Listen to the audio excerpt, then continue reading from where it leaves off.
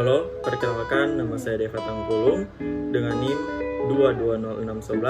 2206110200542. Saat ini saya akan menjelaskan tentang tugas 7 Sistem Pengendalian Manajemen mengenai laporan sistem penghargaan mulai dari bab 16, 17, dan 18 dengan dosen pengampu Dr. Magdalena Wulur SEMM. Kita masuk saja pada penjelasan dari bab 16 tentang balance scorecard atau balance scorecard terdiri dari dua kata, yaitu kartu skor yang dimanfaatkan untuk mencatat skor hasil kinerja eksekutif. Melalui kartu skor ini, skor yang hendak diwujudkan eksekutif di masa depan akan dibandingkan dengan hasil kinerja sesungguhnya. Dan di bab 16 ini diuraikan bahwa balance scorecard merupakan hasil eksperimen dari USA. Pada awal perkembangannya, eksperimen tersebut bertujuan untuk mendorong kinerja eksekutif dengan memperluas ukuran kinerja kepada perspektif non-keuangan. Jadi pada tahap perkembangan selanjutnya, balance scorecard ini telah dimanfaatkan sebagai inti sistem manajemen strategi yang harus diterapkan dalam suatu tahap sistem manajemen tersebut. Dan dalam bab 16 ini sudah dijelaskan bahwa dampak balance scorecard terhadap desain SPPM itu dapat meningkatkan kualitas pengelolaan kinerja personal, sehingga sistem penghargaan kinerja dapat didesain sesuai dan untuk memacu usaha personal dalam menghasilkan kinerja luar biasa. Mungkin itu saja yang menjadi pembahasan atau penjelasan mengenai bab 16. Kita masuk pada bab 17 mengenai sistem penghargaan berbasis kinerja. Jadi, selain struktur organisasi dan jejaring informasi, komponen lain dari struktur SPPM adalah sistem penghargaan. Proses pemberian berbasis kinerja dapat dilaksanakan dengan menggunakan suatu pola. Kerangka konseptual proses pemberian penghargaan dengan menggunakan suatu pola, yaitu rangka konseptual proses pemberian penghargaan ini berbasis kinerja terdiri dari atas 5 langkah utama.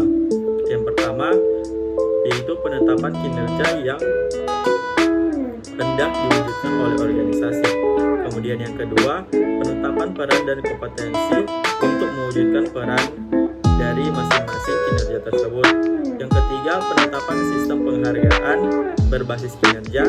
Yang keempat, pengukuran dan penilaian kinerja. Dan yang terakhir yaitu kelima, pendistribusian penghargaan berbasis hasil penilaian kinerja. Rangka ini tersebut memberikan perpaduan komprehensif dan koheren untuk membangun sistem penghargaan berbasis kinerja yang mampu meningkatkan atau mewujudkan motivasi personal dalam mencapai tujuan organisasi atau sebuah perusahaan. Itu saja menjadi pembahasan dalam bab 17 tentang sistem penghargaan berbasis kinerja. Kita masuk pada bab 18, yaitu mengenai efisiensi, produktivitas, dan cost effectiveness. Dalam bab ini akan dibahas ukuran kinerja itu sendiri, yaitu pergeseran ukuran kinerja dari efisiensi dan produktivitas ke cost effectiveness.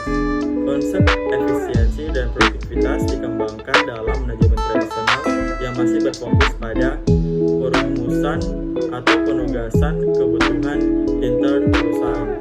Oleh karena itu, konsep pengukuran kinerja ini tidak sesuai jika diterapkan dalam perusahaan yang memasuki lingkungan bisnis yang di dalamnya